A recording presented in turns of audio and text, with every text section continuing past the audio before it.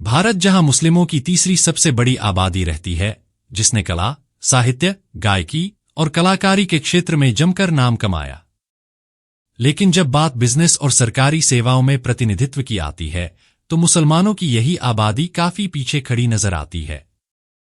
लेकिन आज हम आपको भारत के ऐसे 5 मुस्लिम परिवारों और उनकी संपत्ति के बारे में बताने जा रहे हैं, जिन्हें जान आप हैरान रह जाएंगे।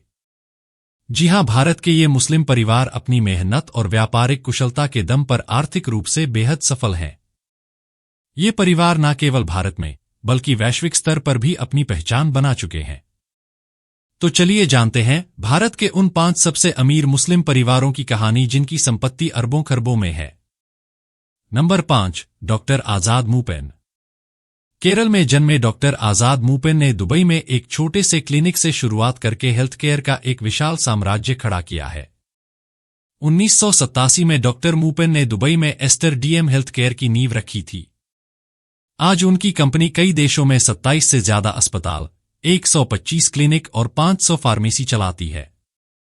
डॉक्टर आजाद मूपेन की कहानी एक साधारण डॉक्टर से लेकर ग्लोबल हेल्थ केयर एंटरप्रेन्योर बनने तक का सफर है। 1987 में उन्होंने दुबई में एक छोटी सी क्लिनिक खोली थी। आज उनकी company Aster DM health care UAE, Bharat और जीसीसी देशों में फैला एक बड़ा नाम है। केरल में स्थापित Malabar institute of medical sciences उनकी प्रमुख उपलब्धि है। डॉक्टर आजाद मूपेन का जन्म 1953 में केरल के कालपकांचेरी में हुआ था। उन्होंने एमबीबीएस में गोल्ड मेडल हासिल किया और फिर कालिकट मेडिकल कॉलेज से एमडी की डिग्री ली। दिल्ली विश्वविद्यालय से उन्होंने चेस्ट डिजीज में डिप्लोमा भी किया। कालिकट मेडिकल कॉलेज में लेक्चरर के रूप में काम करने के बाद वर्ष 1987 में वह दुबई चले गए। शुरुआत में उनका मकसद अपने गांव में एक मस्जिद के लिए धन जुटाना था, लेकिन वहां उन्होंने स्वास्थ्य सेवा क्षेत्र में मौके देखे और अपना क्लिनिक शुरू किया। यही एस्टर डीएम हेल्थ केयर की शुरुआत थी। दुबई में डॉक्टर मूपेन ने 2 बेडरूम का एक अपार्टमेंट किराए पर लिया था और वहीं अपने क्लिनिक की नींव रखी। धीरे धीरे उनका काम बढ़ता गया और एस्टर डीएम हेल्थ केयर एक जाना माना नाम बन गया। आज यह कंपनी भारत, मध्य पूर्व और अफ्रीका सहित 9 देशों में 377 से ज्यादा प्रतिष्ठान चलाती है। आज उनकी कंपनी में 20,000 से ज्यादा लोग काम करते हैं। डॉक्टर मूपेन सिर्फ एक सफल व्यवसायी ही नहीं है, अलबत्ता समाजसेवी भी हैं। उन्होंने भारत में कई बड़े अस्पतालों के निर्माण में योगदान दिया है। जरूरतमंद लोगों की मदद के लिए कई पहल की हैं। उनका मानना है कि स्वास्थ्य सेवाएं सभी की पहुंच में होनी चाहिए। उनके इसी जज्बे और काम के लिए उन्हें कई सम्मान मिले हैं। इनमें गल्फ इंडियन लीडरशिप समिट में लाइफटाइम अचीवमेंट अवार्ड भी शामिल है। भारत सरकार ने भी उनके योगदान को पहचाना और उन्हें पद्मश्री के साथ प्रवासी भारतीय सम्मान से भी नवाजा। उनकी कुल संपत्ति लगभग 8,400 करोड़ रुपए है और वह यूएई के सबसे अमीर भारतीयों में से एक हैं। नंबर 4, रफीक मलिक। रफीक मलिक भारत के जाने माने अरबपति बिजनेसमैन हैं। वह दिग्गज footwear retail company metro brands के मालिक हैं। मुंबई की यह company metro shoes, walkway, fit flop और द विंची जैसे मशहूर शू लेबल के साथ अपना नाम बना चुकी है। मशहूर फुटवियर ब्रांड मेट्रो के चेयरमैन रफीक मलिक किसी पहचान के मोहताज नहीं है।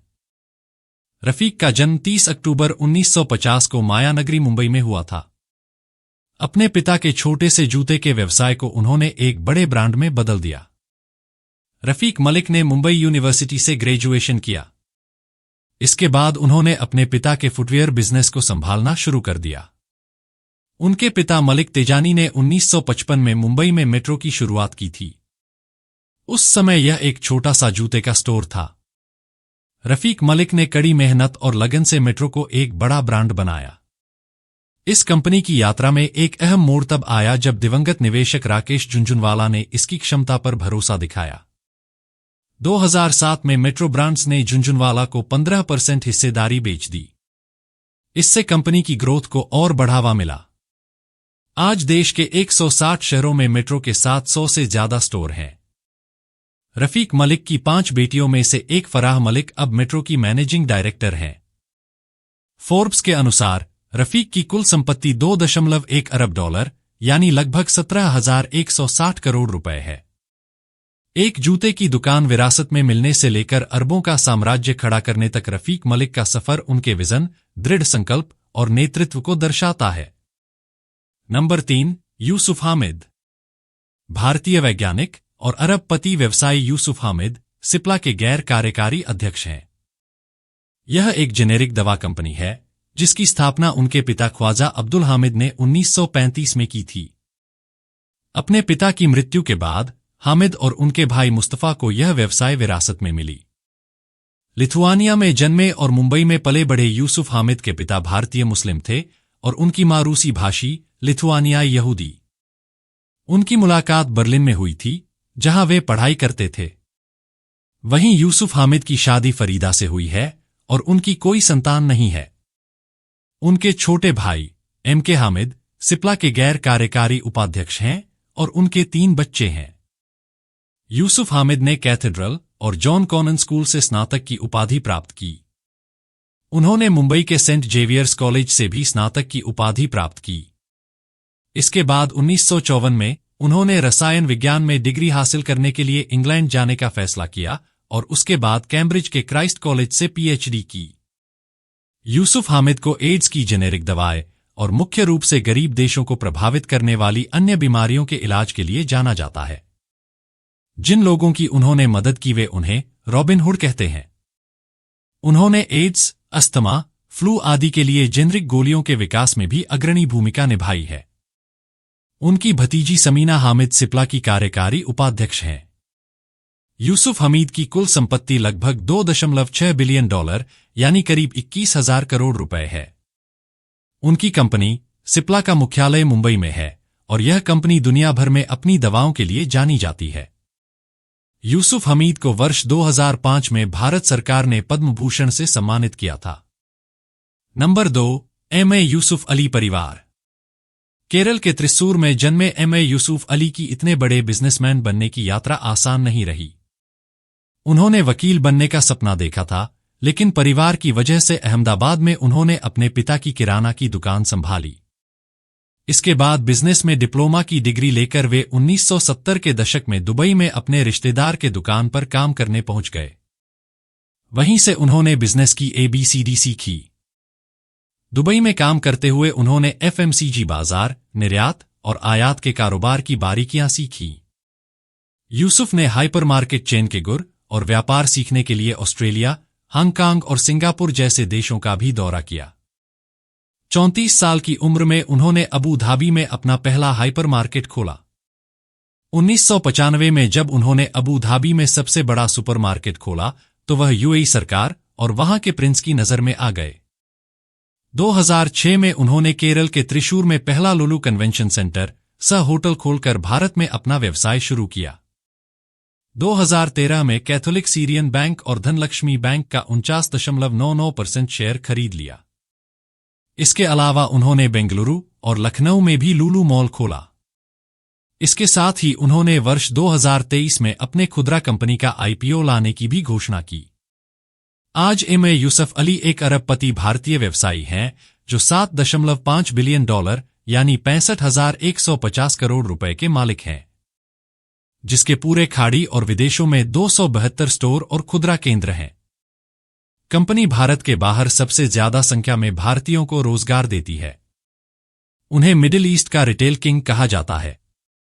वहीं साल 2018 में फोर्ब्स ने मिडिल ईस्ट क्षेत्र के शीर्ष 100 भारतीय व्यवसायियों में एम.ए. यूसुफ अली को पहला स्थान दिया था।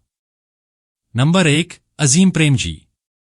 देश की इस सबसे अमीर मुस्लिम फैमिली का नाम है प्रेमजी परिवार और इसके मुखिया हैं अजीम प्रेमजी। भारत में सफल मुस्लिम बिजनेसमैन में से एक अजीम प्रेमजी अपनी अमीरी और दिलेरी के लिए जाने जाते हैं। Azim Premji IT company Wipro limited के फाउंडर और चेयरमैन हैं। मुंबई में साल 1945 में अजीम प्रेमजी का जन्म हुआ। उनके पिता मोहम्मद प्रेमजी एक चावल कारोबारी थे। मूल रूप से मोहम्मद प्रेमजी म्यांमार में बिजनेस करते थे, लेकिन 1940 में वे हिंदुस्तान आए और यहीं बस गए। 1947 में देश के बंटवारे के समय मोहम्मद अली जिन्ना ने अजीम प्रेमजी के पिता मोहम्मद प्रेमजी को पाकिस्तान आने को कहा और उन्हें वित्त मंत्री बनाने तक का ऑफर दिया, लेकिन मोहम्मद प्रेमजी ने इससे इनकार कर दिया। उधर अजीम प्रेमजी भारत में रहकर अपनी पढ़ाई करते रहे और हायर स्टडी के लिए अमेरिका चले गए। अजीम प्रेमजी के बड़े भाई फारूक प्रेमजी उनके पिता के साथ बिजनेस में हाथ बटाने लगे। लेकिन साल 1965 में फारूक प्रेमजी शादी के बाद फैमिली का साथ छोड़कर पाकिस्तान चले गए। इसके एक साल बाद मोहम्मद प्रेमजी की भी मौत हो गई और अजीम प्रेमजी को अमेरिका से पढ़ाई छोड़कर हिंदुस्तान आना पड़ा। अजीम प्रेमजी ने पिता के तेल कारोबार की जिम्मेदारी संभाली। हालांकि उस समय कंपनी पर भारी कर्ज था, लेकिन प्रेमजी ने अपनी मेहनत से उस मिल को न सिर्फ संकट से निकाला, बल्कि कारोबार को और बढ़ाया। इसके बाद उन्होंने इंजीनियरिंग और बॉडी केयर सेक्टर में कई प्रोडक्ट लॉन्च किए। विरासत में मिले तेल कारोबार को अजीम प्रेमजी ने खूब बढ़ाया, लेकिन वे कुछ नया भी करना चाहते थे। इसलिए 1977 में उन्होंने आईटी सेक्टर में कदम रखा। अजीम प्रेमजी ने कंपनी का नाम बदलकर विप्रो रख दिया और देश में उभरते कंप्यूटर उद्योग की क्षमता को पहचानते हुए उन्होंने विप्रो को कंप्यूटर हार्डवेयर और बाद में सॉफ्टवेयर डेवलपमेंट की ओर मोड़ दिया। अजीम प्रेमजी की कंपनी विप्रो ने इंटरनेशनल कंपनियों के साथ पार्टनरशिप की और देश दुनिया में अपनी पहचान बनाई। मौजूदा समय में विप्रो देश ही नहीं, बल्कि दुनिया की दिग्गज आईटी कंपनियों में गिनी जाती है। विप्रो का मार्केट कैपिटलाइजेशन 3 ट्रिलियन यानी 3 खरब रुपए है। अजीम प्रेमजी जहां भारत के सबसे अमीर मुस्लिम बिजनेसमैन हैं, तो वहीं भारत के सबसे दौलतमंद व्यक्तियों में भी उनका नाम गिना जाता है। फोर्ब्स के अनुसार अजीम प्रेमजी की नेटवर्थ 12.2 बिलियन अमेरिकी डॉलर यानी 1 लाख करोड़ रुपए है। और सबसे खास बात यह है कि अजीम प्रेमजी दान देने के मामले में भी बहुत आगे हैं। उन्होंने अपनी संपत्ति का एक बड़ा हिस्सा सामाजिक कार्यों, खासकर शिक्षा के लिए दान किया है। हुरून इंडिया फिलैंथ्रोपी लिस्ट 2021 के अनुसार उन्होंने 9,713 करोड़ रुपए दान कर दिया। तो ये थी भारत के उन 5 सबसे अमीर मुस्लिम परिवारों की कहानी, जो हमें अपने लक्ष्य के प्रति दृढ़ संकल्पित और नेतृत्व करने की प्रेरणा देता है। तो फिलहाल के लिए बस इतना ही। यह वीडियो आपको कैसी लगी यह हमें कमेंट बॉक्स में जरूर बताएं। साथ ही हाइप को जरूर प्रेस करें, ताकि हमें ऐसे ही वीडियो बनाते रहने का प्रोत्साहन मिलता रहे। इसके अलावा चैनल को सब्सक्राइब करने के साथ वीडियो को लाइक और शेयर करना ना भूलें। धन्यवाद।